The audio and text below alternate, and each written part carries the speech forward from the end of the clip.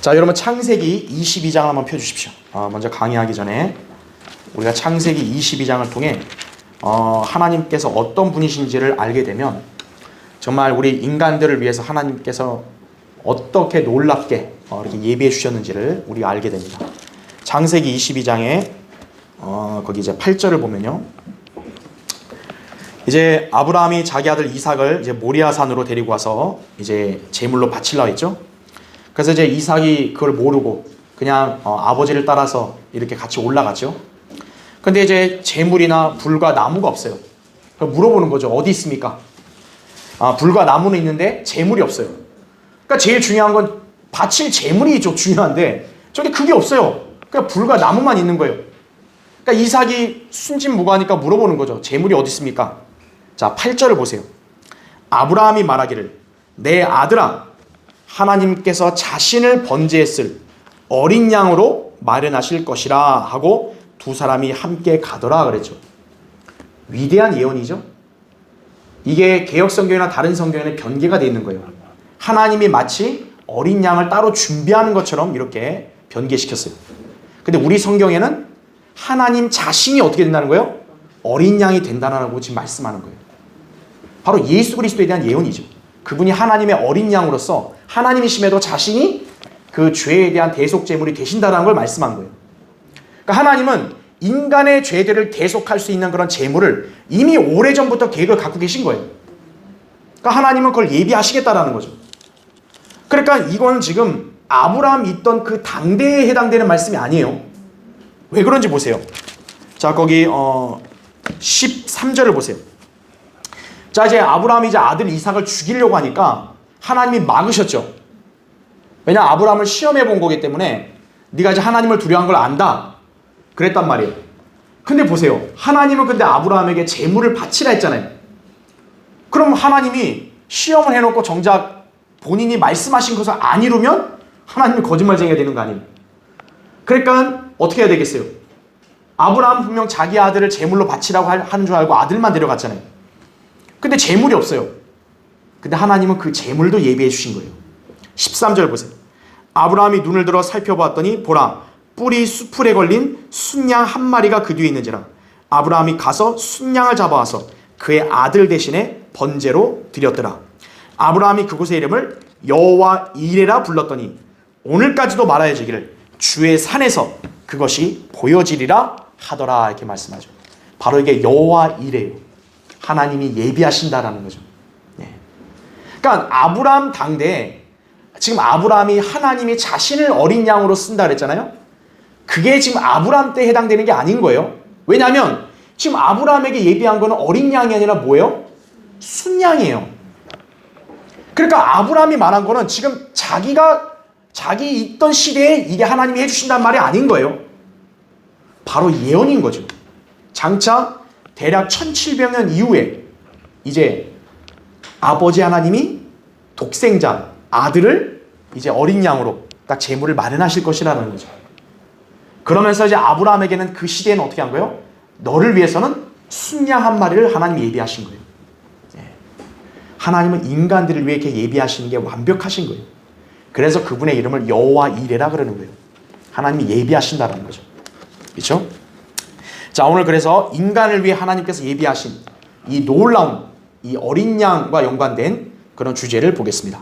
자, 교환 메뉴를 보시면요. 성경에는 연속되는 인간의 실패를 다루고 있다 이거죠. 지난 시간에 이미 배웠어요. 인간들은 계속해서 실패를 합니다. 하나님의 기회를 줬는데. 왜 실패하냐면은 하나님과 인간 사이에 놓여있는 간격을 연결할 수 있는 화해를 인간이 충족을 못하는 거예요. 그렇죠. 자, 그러면 인간이 계속 실패하면 그러면 하나님은 계속 손 놓고 계시냐? 그게 아니라는 거예요.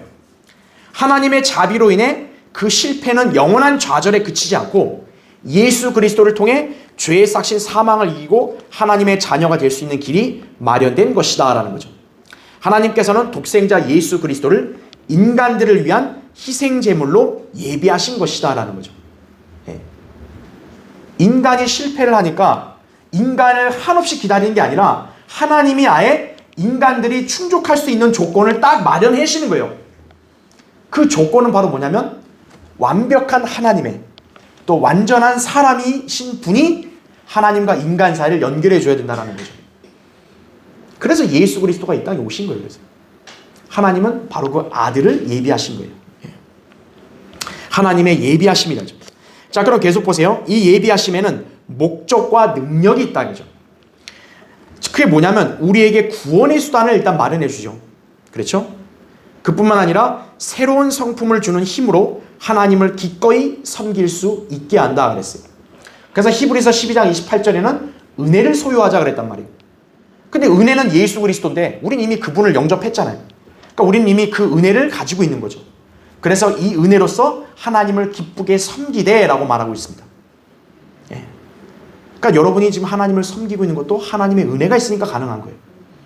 하나님의 은혜가 없으면 여러분이 그냥 하는 것은 종교 생활에 불과한 거예요. 예. 그렇죠? 자, 또한 그분께서는 우리의 믿음을 통해 훗날 우리에게 새로운 몸을 입히게 하시고 새로운 초소도 받게 해 주실 것이다 라는 거죠. 하나님은 우리의 죄를 위한 희생 제물로만 마련한 끝이 아니에요. 하나님은 그것을 믿는 성도들을 위한 유업도 예비해 주신 분이에요. 그리고 그 하나님의 자녀들이 앞으로 입을 새로운 몸, 변화될 몸, 새로운 처소 다 예비하시는 거예요. 자, 이게 가장 기본적인 교리적 진리고 실제적인 우리가 삶에서도 어때요? 하나님은 자녀들을 돌보시잖아요. 자녀들의 삶에 있어서 자녀가 하나님을 바라보고 구하면 하나님께서 필요들을 다 채워주시잖아요. 하나님은 그 자녀가 생활할 수 있는 모든 것들을 다 예비하시는 분이에요. 하나님은 바로 그렇게 예비하시는 분이에요. 여호와 이레라고 그러는 거예요. 그랬어요. 네. 자, 우리는 하나님께서 인간들을 위해 예비하신 이 위대한 사실들을 살펴봄으로써 우리를 향한 하나님의 자비와 은혜를 늘 찬양하는 계기가 되어야 한다라는 거죠. 현재 여러분의 생애가 뭔가 불평이나 원망이 있으세요? 그럼 여러분은 오늘 이 하나님이 여러분을 위한 예비하신 이 위대한 사실을 보고 여러분은 이제 자세가 바뀌어야 돼요. 네. 불평, 한탄, 슬픔, 그리스도인답지 않은 거예요. 하나님은 인간들을 위해 이렇게 예비하신 분인데 뭘 부족해요?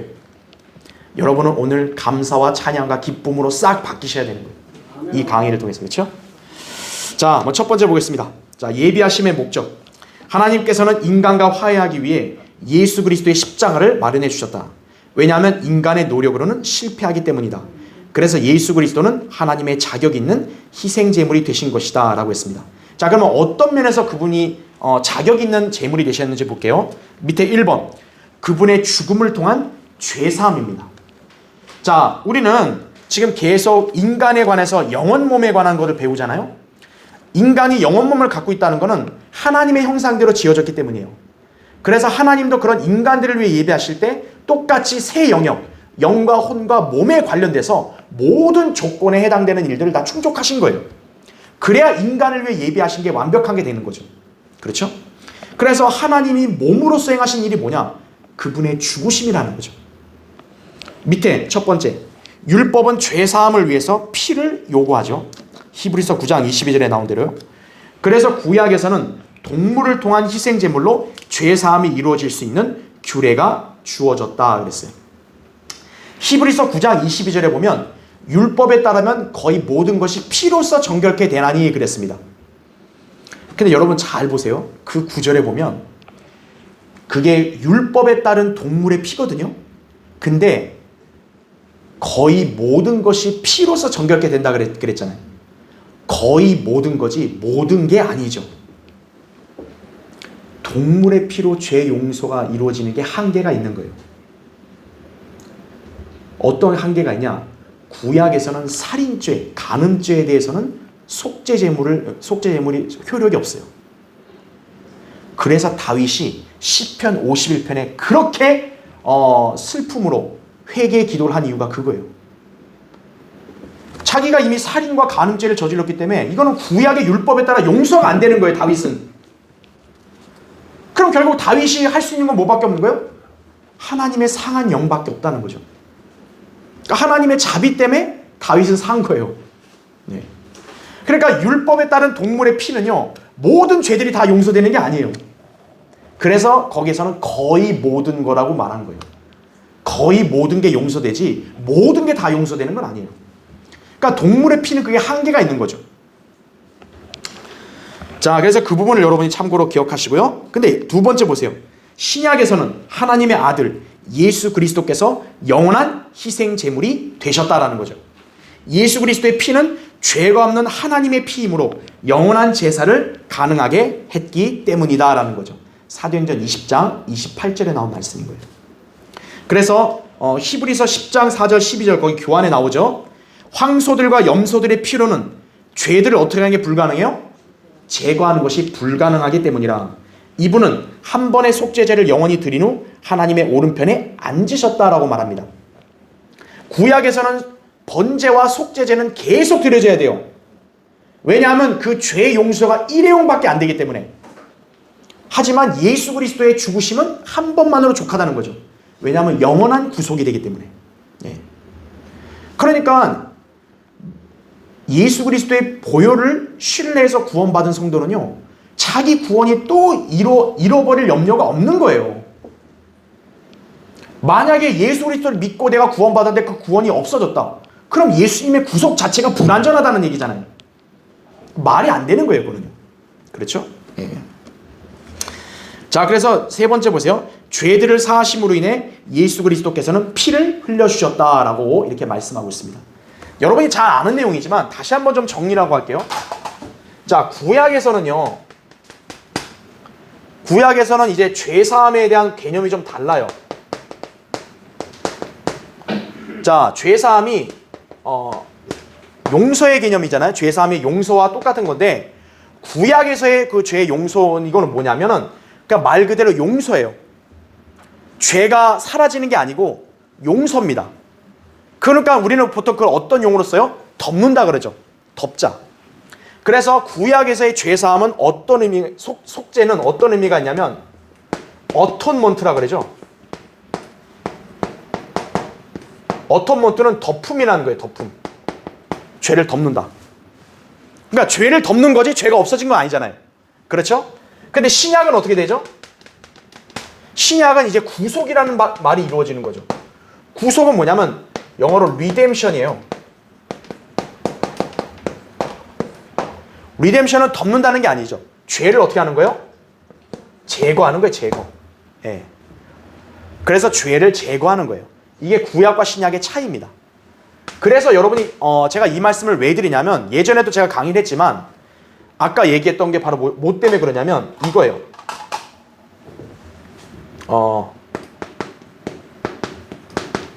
죄들을 사하심으로 인하여 라는 이 표현 때문에 그런 거예요. 이게 영어로 보면요, for the remission of sins라 해가지고 이제 구속이잖아요. 죄들을 사하는 게 구속이죠. 그렇죠? 죄들을 구속하는 것인데 이 for가 중요해요. 우리나라 이 교회들이 쓰는 이 성경에는 for를 어떻게 해석했냐면 목적으로 해석해요. 위하여. 그러니까 그 성경에는 다 어떻게 되냐면 죄들을 사함받기 위하여 이렇게 돼 있는 거예요. 그러니까 죄들을 사함받기 위해서 예수님이 피 흘려 죽으셨다 이렇게 되는 거예요. 그건 잘못된 거죠. 우리 성경에는 죄들을 사하심으로 인하여는 뭐냐면 이게 결과입니다. 죄들을 사하셨기 때문에 라는 뜻인 거예요. 다시 말하면 하나님이 인류의 죄들에 대해서 이미 용서를 하신 거예요. 그렇지만 용서는 했지만 어때요? 죄가 없어진 게 아니라 그냥 남아있는 거죠. 그래서 예수 그리스도가 오셔서 그분의 피를 흘리심으로 이 죄들을 다 어떻게 했다는 거예요? 제거하시고 구속했다라는 거예요. 그게 차이점인 거예요. 그러니까 죄들을 사함받기 위하여로만 해석해버리면 어떻게 돼요? 예수님과 구약의 동물이 차이가 없어지는 거예요. 왜냐하면 구약 성도들도 죄 용서 받았어요, 안 받았어요? 받아왔어요, 계속. 죄 지을 때마다 동물의 피로 이렇게 흘리면 하나님이 죄를 다 용서해왔어요. 죄를 다 사해왔다고요. 그러니까 죄들을 사함받기 위하여 개역성경처럼 이렇게 돼버리면 어떻게 되는 거예요? 예수님과 구약의 동물이 차이가 없어져 버리는 거예요. 심각한 변개인 거예요. 이미 하나님은 죄를 사오신 거예요. 죄는 다 용서해 오셨어요. 그러나 죄들을 제거를 못한 거죠. 아직까지 동물의 피로는. 그러니까 예수님이 이제 어때요? 하나님의 때가 돼서 이 땅에 와서 대속하심으로 구속이 이루어지니까 이제 죄가 없어지는 거죠. 그래서 죄들을 사하심으로 인하여 그분의 피가 흘려졌다. 이게 맞는 거예요. 하나님이 만약 용서를 안 했다면 어떻게 된 거예요? 피를 요구할 필요가 없죠. 야, 그냥 다 죽여. 이러면 되는 거 아니에요. 죄인이네? 야, 싹 죽여 그냥. 지옥 보내. 그럼 되는 거 아니에요. 근데 하나님은 어떻게 했다는 거예요? 용서를 해왔다는 거죠. 예수 그리스도가 십자가에 매달릴 때 가장 먼저 하신 기도가 뭐였어요? 아버지시여 저들을 용서해 주옵소서였죠. 저들을 용서해달라는 기도를 했잖아요. 하나님이 들으신 거예요. 용서를 다 한 거예요. 그런데 예수 그리스도의 피가 흘려져야만 용서로만 끝나는 게 아니라 죄들까지 깨끗이 제거될 수 있다는 거예요. 네. 그러니까 죄들을 사하심으로 인하여라는 표현이 그렇게 중요한 거예요. 네. 그러니까 여러분은 그렇게 올바로 기록된 성경이 여러분 손에 있는 거예요. 그걸 꼭 아셔야 합니다. 자, 두 번째 보세요. 2번. 이제 그분의 장사를 통한 대속을 마련. 예수님의 죽음이 끝이 아니라 그분의 몸이 장사가 됐잖아요. 자, 이때는 이제 어떤 일이냐? 하나님의 혼의 일을 하신 겁니다. 즉 뭐냐면 화목 제물이 되신 거죠. 왜냐하면 제물이라는 건 보통 죽어야 되잖아요. 그렇죠? 죽은 게 제물 아니에요. 예수님께서 제물이 되신 거죠. 그래서 밑에 첫 번째 보세요. 예수 그리스도께서는 십자가 형벌을 받으시고 그의 장사를 통해 우리의 대속이 되어 주심으로 음부의 능력뿐만 아니라 지옥의 권세에서도 승리하셨다라는 거죠. 인간이 죽으면 어떻게 됩니까? 무덤에 그냥 계속 누워있게 되죠. 그리고 그 시체는 어떻게 돼요? 썩고 흙이 되죠. 혼은 지하세계에 있어야 되죠. 하지만 예수 그리스도는 어떻게 합니까? 그분이 죽고 그렇게 끝난 게 아니죠. 부활하셨잖아요. 지옥에서도 나오시고 무덤에서도 일어나시고 그래서 음부의 능력, 지옥의 권세 다 승리하셨다라는 거예요. 자, 그래서 두 번째 보세요. 예수님의 몸은 무덤에 있었던 반면 혼은 지옥에 가셨다라는 거죠. 사도행전 2장 27절 31절에 보면 주님께서 혼이 지옥에 내버려지지 않았다 그랬어요. 그게 아예 안 갔단 말이 아니에요. 지옥에 갔지만 그 상태로 버림당한 게 아니라 다시 올랐다라는 말인 거예요. 그래서 지옥에 내버려지지 않았다라고 말한 이유가 그거예요. 그래서 우리의 죄를 짊어지셔서 그에 대한 대가를 받으시고 부활하실 때는 더 이상 우리의 죄를 갖고 있지 않고 지옥에서 처리하시고자 그 죄를 버리고 오신 것이다라는 거죠. 예. 그래서 향후 우리 그리스도인들이 어떤 죄를 졌든 우리의 혼이 지옥에 가는 일은 없다라는 거예요. 예. 자, 그래서 예수 그리스도는 지옥의 지하세계에 다녀오시고 부활하신 것이죠. 자, 그 다음 페이지 보세요. 이제 3번. 그분의 부활을 통한 구세주 마련. 이거 이제 하나님의 영의 일입니다. 그렇죠? 로마서 1장 4절에 보면 이렇게 나오잖아요. 거룩의 영어로는 죽은 자들로부터 부활하여 능력으로 하나님의 아들로 선포되셨다 그랬습니다. 그러니까 부활하심이 뭐냐면 그분이 하나님의 아들이라는 것을 입증하는 거예요. 하나님의 영의 일이죠. 자, 첫 번째 보세요. 예수 그리스도께서 십자가에 매달려 계시거나 무덤 속에 계실 때는 인류에게 충격타가 되었지만 그분이 십자가와 무덤에서 승리하시어 부활하실 때 마침내 우리의 완벽한 구세주이심을 입증하셨다라는 거죠. 그래서 복음에는 반드시 뭐가 들어가냐면 예수 그리스도의 죽으심만이 아니라 장사 그리고 부활까지 들어가는 거예요. 그래서 그분의 부활로서 완성이 된 거예요. 그래서 예수 그리스도가 부활하심도 믿어야만 그 사람 구원받는 거예요. 그렇죠. 물론 인간의 죄를 대속한 것의 핵심은 예수님의 죽으심입니다. 사실은 예수님의 죽으심을 믿는 게 가장 중요한 거죠. 그러나 죽으심을 믿는 사람이라면 부활도 믿어야죠. 당연히. 그렇죠? 자, 두 번째 보세요. 예수님께서는 지옥과 사망을 이기시고 죄에게도 승리하심으로써 권세를 가지신 분임을 증명하셨다라는 거죠. 예. 그래서 계시록 1장 18절에 보면 나는 지옥과 사망의 열쇠들을 가졌노라 그랬죠. 예. 그렇게 말씀하고 있는 거죠. 그러니까 예수 그리스도가 부활하셨다는 것은 정말 위대한 그런 역사인 거예요. 밑에 세 번째, 예수님께서는 성령의 능력으로 지옥과 음부에서 살아나셨죠. 예. 이게 가능한 게 뭐냐면 바로 영적인 일이기 때문인 거예요. 아까 제가 로마서 1장 4절 말씀드린 대로 거룩의 영이 있었기 때문에 그분이 능력으로 부활할 수 있었다라는 거죠. 지금 인간들이 죽으면 바로 부활해요? 못 하잖아요. 인간의 영으로는 그 일이 불가능한 거예요. 그냥 죽으면 끝인 거예요, 인간은. 하지만 성령의 능력으로는 부활할 수 있다는 거죠. 우리가 왜 부활할 수 있는 거예요? 바로 성령의 능력으로 우리가 부활하는 거예요. 구원받은 성도들이니까. 자, 그리고 예수님께서 부활하신 다음에 그의 피를 하늘에 가지고 가셨다. 그래야 하늘에 있는 성소에 두셨고 우리를 위한 영원한 구속을 이루신 것이다 그랬죠. 그래서 히브리서 9장 11절 12절에 보면 예수님께서 자신의 피로 한 번 성소에 들어가셔서 우리를 위하여 영원한 구속을 이루셨다고 말씀합니다. 구약에서 어떻게 한 거예요? 대제사장이 1년에 한 번 그 민족 전체 죄를 속죄하려고 어떻게 돼요? 피를 가지고 지성소에 한 번 들어가죠. 딱 한 번 허용되는 거예요. 속죄일 때. 그래서 지성소에 가서 피를 뿌려야 어떻게 되는 거예요? 죄가 용서되는 거예요. 그게 하나님의 방법이었거든요. 그러니까 구약에서는 땅에 있던 그런 성소에서, 지성소에서 했는데 그거는 실체가 아니었던 거죠. 실체는 하늘이었던 거죠. 그러니까 예수님은 죽으신 다음에 어떤 거예요? 바로 하늘로 올라가셔서 자신의 피로 딱 가서 뿌리신 거예요. 그럼으로써 이렇게 모든 피조물들을 위한 구속의 길을 딱 여신 거죠. 예. 그러니까 지성소에서 피를 뿌려야 그게 효력이 있듯이 예수님도 자신의 피를 갖고 셋째 하늘 지성소 가서 뿌렸기 때문에 어떻게 된 거예요? 그 예수님의 피가 효력이 있게 되는 거예요. 그래서 예. 그거를 히브리서 9장에서 이렇게 말씀하고 있으니까 우리가 예전에 한 번 더 공부했기 때문에 여러분 그 내용을 기억하시면 되겠습니다. 좀. 자, 하나만 더 찾아볼까요? 에베소서 4장 한번 보세요. 에베소서 4장.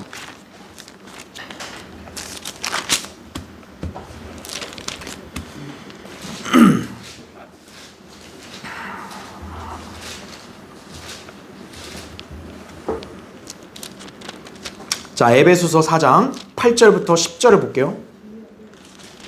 에베소서 4장 8절. 자, 그러므로 말씀하시기를 그가 위로 올라가실 때 사로잡힌 자를 사로잡아 갔고 사람들에게는 은사들을 주셨다고 하셨느니라 이거죠. 자, 예수님이 승천하고 위로 올라간 거는 뭐 이렇게 다 알잖아요. 근데 중요한 게 있어요. 거기 9절을 보세요. 따라서 그가 올라가셨다는 것은 그가 땅의 더 낮은 부분들로 먼저 내려가셨다는 것이 아니고 무엇이냐 이거죠. 자, 예수님이 하늘로 올라가기 전에 이미 어떻다는 거예요? 먼저 아래로 내려가셨다라고 지금 말씀하고 있는 거죠. 예. 그래서 우리가 예수 그리스도가 십자가에서 죽고 부활하기까지 그 3일간의 간격 동안 예수님은 어디 계셨냐라고 질문할 때 답이 바로 여기 있는 거예요. 그러니까 어리숙한 사람들은 예수님 죽었으면 뭐 하늘 갔겠죠. 아니라는 거예요. 예수 그리스도는 죽고 지하 세계로 가신 거예요.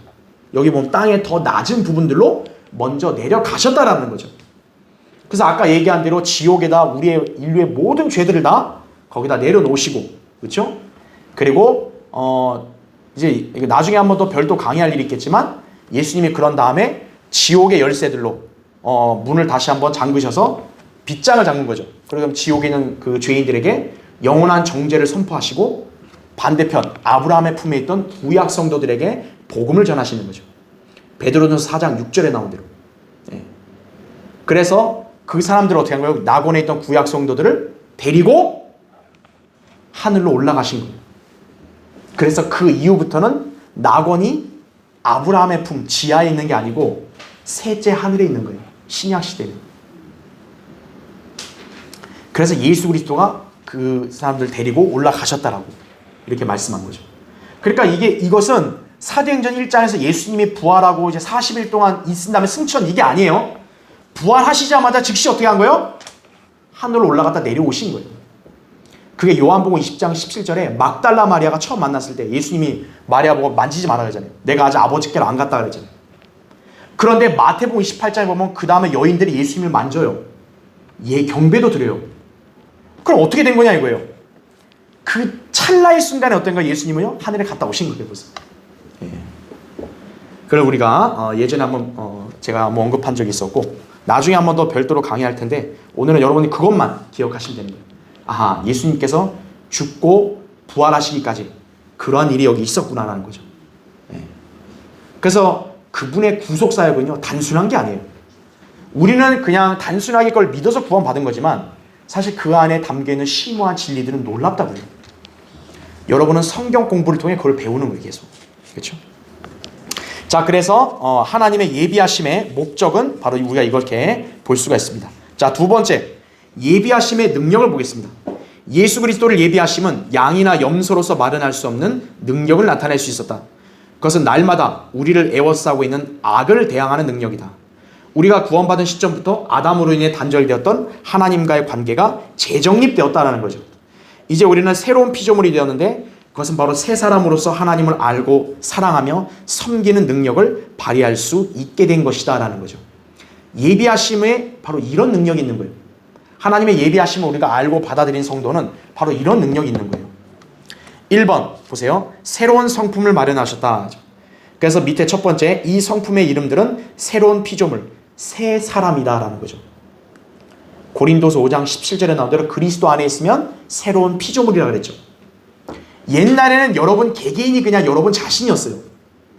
그러나 여러분이 예수 그리스도를 믿고 변화된 이후에는 여러분 안에는 새 사람이 있는 거예요. 그 새 사람이 바로 예수 그리스도인 거예요. 네. 자, 에베소 4장 24절이나 골로새 3장 10절에 보면 새 사람이 있다고 그랬죠. 여러분의 육신, 여러분의 자아는 옛사람이 된 거예요. 여러분 안에 새 사람이 있는 거예요. 그래서 두 번째 보세요. 이 성품은 당연히 의와 거룩함의 속성을 지니고 있다라는 거죠. 그래서 세 번째, 이 성품은 새로운 지성이 있죠. 그래서 우리 보고 뭐라냐면 그리스도의 생각을 가졌다 그러잖아요. 그러니까 구원받은 사람은 누구나 그리스도를 영접했기 때문에 그리스도의 생각이 있는 거예요. 예. 옛날에는 그냥 나의 육신의 생각밖에 없었어요, 그냥. 하지만 이제는 그리스도의 생각을 지니게 된 거죠. 그 다음에는 새로운 감정이 생긴 겁니다. 그렇죠? 그래서 디모데전서 1장 5절에 보면 순수한 마음과 선한 양심과 가식 없는 믿음에서 나오는 사랑이라고 말씀하죠. 계명의 목적이. 그러니까 세 사람의 성품을 지닌 사람은 어때요? 그런 세 가지 속성이 있는 거예요. 순수한 마음, 선한 양심, 그 다음에 가식 없는 믿음에서 나오는 사랑이다 이거죠. 그리스도인인데 이 세 가지가 없다. 그럼 이상한 거예요, 뭔가. 그렇죠? 그 다음에는 하나님을 섬기는 새로운 의지 등으로 구성되어 있다는 거죠. 그러니까 예전과 다른 거예요. 예전에 구원받지 않은 상태에서는 그냥 종교적인 열심으로 그냥 어떻게 해보려 하다가 지치면 그냥 포기해버리고 말았는데 지금 어떤 거예요? 새 사람이 계속 그 사람에게 지시를 하는, 촉구를 하는 거죠. 너 이대로 있으면 안 된다. 너 하나님께 예배드려야지. 너 하나님을 찬양해야지. 너 성경을 봐야지. 계속 그래 되는 거예요. 그러니까 가치관이 이제 뭔가 하나씩 달라지는 거예요, 계속. 옛날엔 술, 담배 하는 게 보통 사람들이 볼 때는 당연하고, 좀 이렇게 멋있어 보이고 이랬단 말이에요. 근데 이제는 그게 아니라는 거죠. 새로운 성품이 그건 잘못된 거야. 잘못된 거야. 옛날에는 욕하고 거짓말하는 게 즐거웠는데 이제는 어떻게 하는 거예요? 그런 것들을 이제 막는 거죠. 그런 건 나쁜 거야. 나쁜 거야. 그러한 성품이 생겼다라는 거죠. 그러니까 구원받지 않은 사람들에게는 그런 브레이크가 없는 거예요. 브레이크가 없으니까 어떻게 하는 거예요? 간음이든 음행이든 다 저지르는 거예요, 그냥. 무조건. 내가 내 마음대로 하겠다는데 뭔 상관이야? 이거죠, 쉽게 말하면. 하지만 그리스도인이 되면 달라진다는 거죠. 태클이 오는 거예요. 브레이크가 오는 거예요. 야, 하지 마. 끼 그래요. 브레이크 밟으면 악셀 밟아도 안 나가잖아요. 이제 브레이크가 오는 거예요, 이제. 바로 그게 새 사람이 있다는 증거인 거예요, 그게 바로. 그렇죠? 옛날에 일요일 날 놀러 가는 게 당연했는데 지금 어때요? 하나님께 경배드리러 가야 된다. 자꾸 이러한 마음이 생기고 이런 의지가 발동되는 거예요. 난 하나님께 예배드리러 가야 된다. 바로 새 사람이 있다는 증거인 거예요, 그게. 그렇죠? 자, 그렇게 보시면 되고. 그 다음에 2번 보세요. 자, 새로운 성품을 하나님께서 다 마련하신 거예요. 그러니까 예수 그리스도를 믿으면 그냥 구원, 혼인 지옥 안 간다, 끝. 이게 아니라 새로운 성품도 마련하셨다는 거고, 2번, 가장 중요한 거, 영적 수술을 마련하신 거예요. 자, 이거 한번 찾아볼게요. 골로새서 2장 보세요. 골로새서 2장.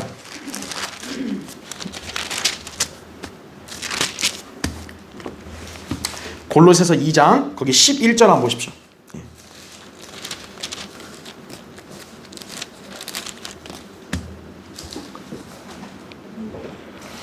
자, 골로새서 2장 거기 11절. 또한 너희가 그의 안에서 손으로 하지 아니한 할례를 받았으니 곧 그리스도의 할례로 육신의 죄들의 몸을 어떻게 한대요? 벗어버린 것이라 이거죠. 자, 이것을 여러분이 나중에 로마서 7장을 읽을 때 한번 같이 보세요. 로마서 7장에서 바울은 이거를 남편과 결혼한 아내가 남편이 죽고 새 남편과 재혼한 것으로 설명하고 있습니다. 그게 뭐냐면요, 바로 구원받기 이전에 그 사람들은 누구나 어때요? 아담이 타락한 이후에 몸과 혼이 어떻게 돼 있던 거예요? 붙어 있었던 거예요. 몸과 혼이 붙어 있었으니까 어떻게 돼요? 몸이 죄를 지으면 혼도 영향을 받는 거예요. 그래서 같이 지옥으로 가는 거예요. 그런데 예수 그리스도의 구속사역이 있고 난 다음에 누구든지 그분을 믿게 되면 믿는 그 순간 어떻게 돼요? 하나님께서 영적 수술을 하시는 거예요. 여러분, 수술은 어때요? 칼로 집도를 하는 거 아니에요? 집도해서 잘라내는 거 아니에요? 여러분의 몸과 혼이 딱 붙어 있었는데 어떻게 한 거예요? 잘라낸 거예요. 몸과 혼이 분리가 되는 거예요. 그래서 로마서 7장에서 어떻게 하냐면 여러분의 육신, 몸을 옛 남편이라 그러는 거예요. 남편과 아내가 결혼했는데요, 남편이 죽었으면 그 아내는 어떻게 돼요? 다시 다른 사람에게 개가할 수 있죠. 그렇죠. 왜냐하면 남편이 죽었으니까. 바로 뭐냐면 여러분이 예수 그리스도를 믿는 순간 여러분의 육신도 십자가에 못 박아 이미 죽었다라는 거예요. 그러니까 몸이 죽었기 때문에 혼이 몸에 붙어있을 이유가 없다라는 거죠. 그래서 몸과 혼이 분리가 되는 거예요. 그러면서 어떻게 하냐, 아내가 남편이 죽어서 사별했으면 그 아내는 다른 남자 정혼할 수 있잖아요. 마치 뭐냐면 구원받은 사람 어때요? 자기의 원래 혼이 몸과 결합되어 있었지만 분리됐기 때문에 누구랑 결합한 거예요? 예수 그리스도와 결합했다라는 거죠. 그걸 설명하는 거예요.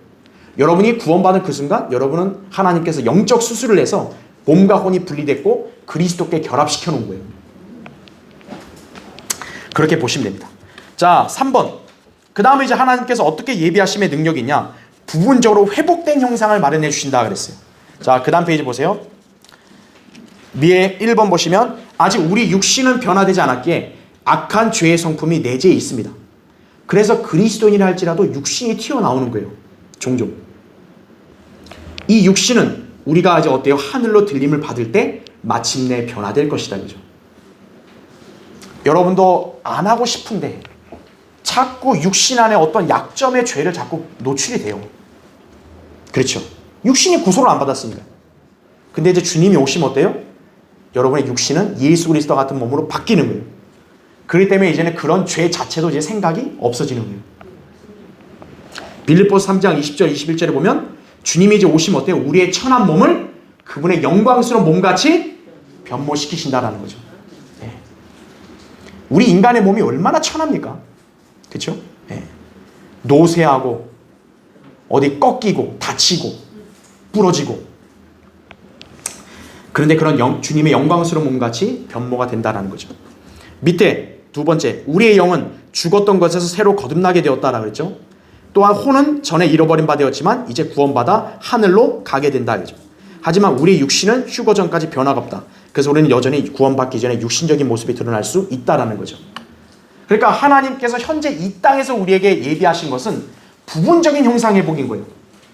여러분이 영이 거듭나고 혼이 구원받다 보니까 여러분이 의지를 갖고 하나님께 드리면 여러분은 예수 그리스도와 같은 모습으로 살 수 있는 거예요. 근데 만약 그게 아니라 내 육신대로 살면 어떻게 돼요? 세상을 따라가면 옛날에 여러분의 모습이 다시 되는 거죠. 그러니까 형상이 온전히 회복된 건 아니에요. 부분적인 거예요. 근데 이제 주님이 오시면 여러분은 이제 완전히 예수 그리스도와 같은 모습으로 바뀌는 거예요. 그래서 여러분을 하나님의 아들들이라고 말한 이유가 그거예요. 왜냐?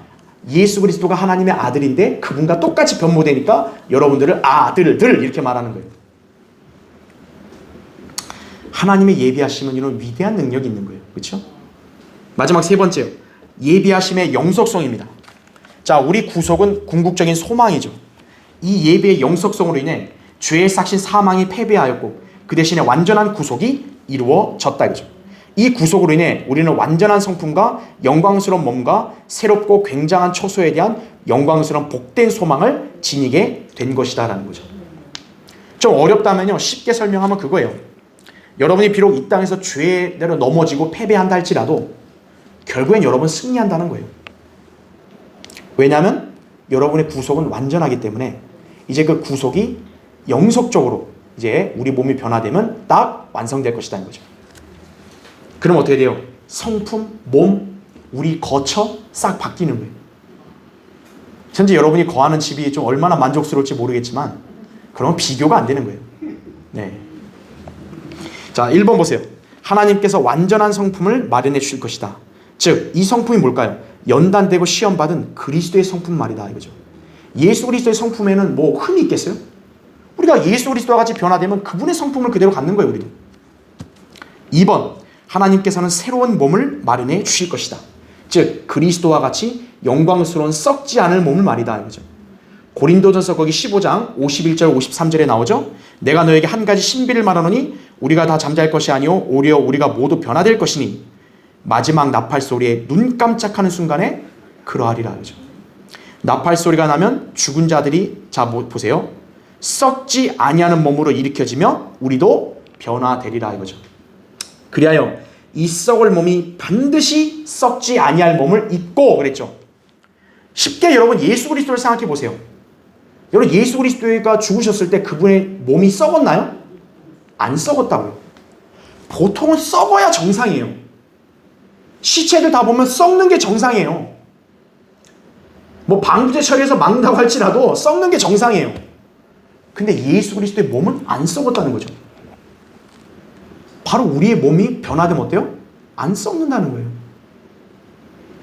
그 다음에 어때요? 이 죽을 몸이 반드시 죽지 아니할 몸을 입으리라는 거죠. 인간이 현재 입고 있는 몸은 반드시 죽게 돼 있어요. 아, 죽기 싫어요! 발버둥 쳐도 죽게 돼요. 네. 그러나 예수 그리스도의 몸을 입게 되면 어때요? 죽지 않을 몸을 입으니까 안 죽는 거예요. 바로 이러한 몸을 입게 되는 거죠. 3번, 하나님께서는 새 집을 마련해 주실 것이다. 자, 이제 장차 주님이 새 예루살렘으로 이제 예비하셔서 우리에게 주실 거죠. 그렇죠? 그래서 계시록 21장 2절에는 나 요한은 거룩한 도성 새 예루살렘이 하나님께로부터 하늘에서 내려오는 것을 보았는데 마치 신부가 자기 남편을 위하여 단장한 것 같이 예비되었더라 이거죠.